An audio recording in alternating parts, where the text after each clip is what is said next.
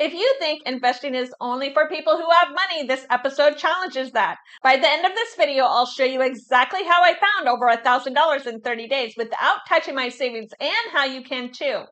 Welcome to day 30. In the last episode, I discussed habits, goals, and setting an investment timeline. Today, I'm documenting how to build wealth from scratch so you don't waste 10 years trying to piece together information and trying to figure it out alone. And if you're here for the 30-day challenge, comment "Let's go" below so I know that you're in this with me. January's mission was simple.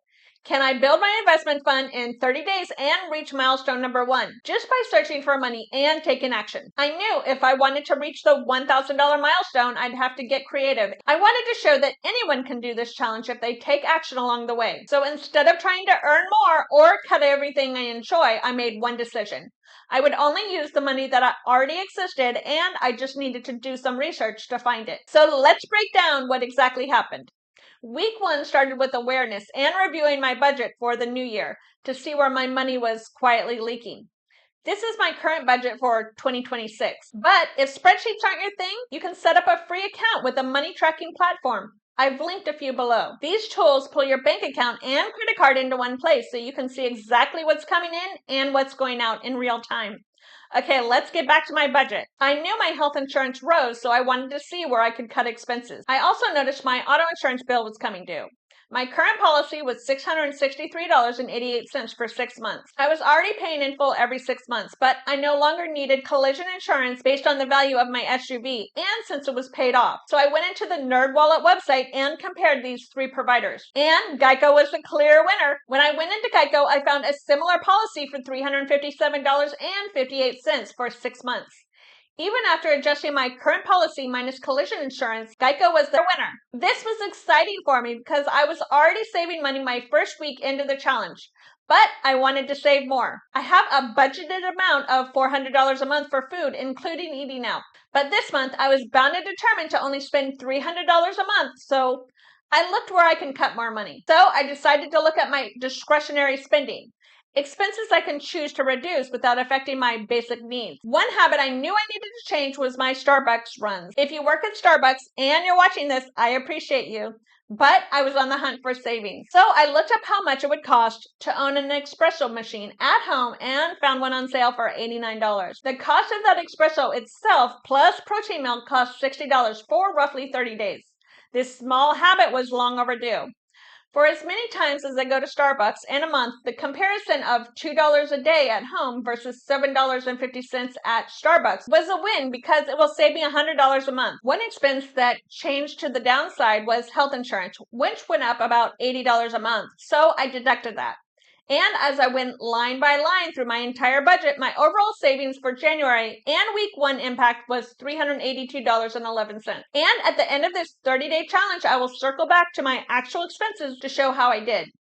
So the moral of week 1's story is if you have more time than money, do your research, find money, and in the long game, eventually buy your time back. Week 2 was all about uncovering hidden money. I reviewed my debit card. Then I noticed I was never refunded for a large purchase from Amazon that I returned 2 months ago. So I contacted customer service, and after a couple of days, they refunded my debit card. This is money I would have never gotten back if I didn't notice it.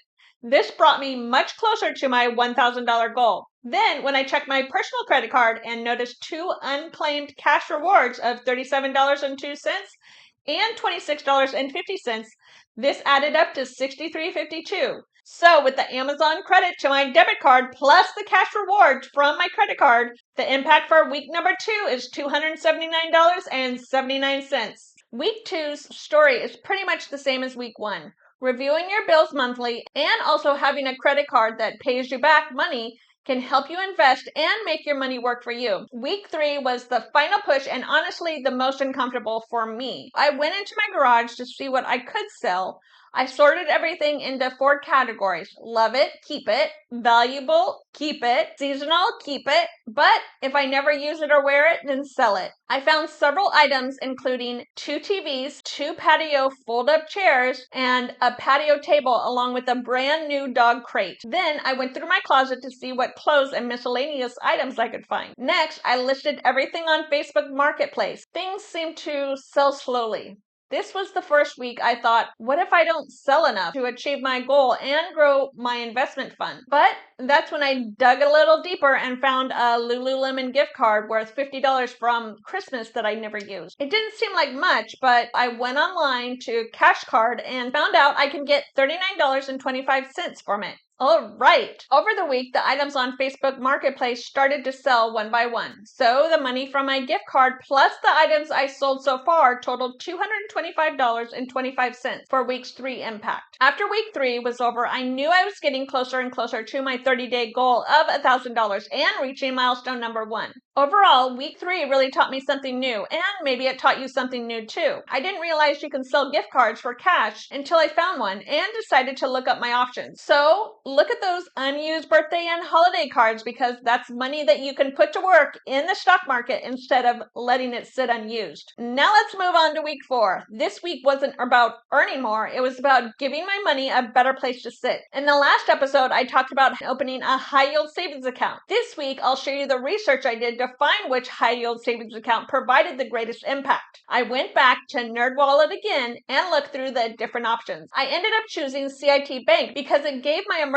savings a 3.75% APR. It was FDIC insured and a bonus of $225 if I keep my money there for 60 days. So once I moved my money from my old high-yield savings account to my current one, I looked to see how much money I earned in interest for December, and it looks like it was $125.19. So week 4 impact was $125.19 earned from my old high-yield savings account. Plus, I have $225 cash back pending after 60 days. I'll link the CIT website below. So after 30 days, my actual expenses compared to my budget changed a little, as you can see here. So let's add up each week. Week 1 impact, $379.13. Week 2 impact, $279.79. Week 3 impact, $224.25. And week 4 impact was $125.19. That brings the total to $1,008.36. That's the power of a simple 30-day reset. And now that I've found $1,000, I know I can continue using these strategies to fund future milestones. This is just the beginning. Next, I will transfer all of the money I earned over these past 30 days and add it into my brokerage account. So let me ask you, is this something that you can do over 30 days to increase your savings and start investing?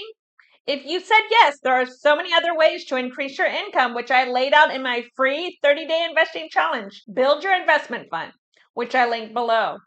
In this challenge, I created the exact steps I followed to earn, save, and sell, so you can see how these strategies can help you save too. And if this episode is helping you think differently about money, hit subscribe to come along for the ride. This series breaks down the education and decision-making behind growing money step by step, milestone by milestone. And in the next episode, I'm spinning the risk versus reward wheel to decide where I'm going to invest this $1,000. That decision will set the tone for the rest of this journey.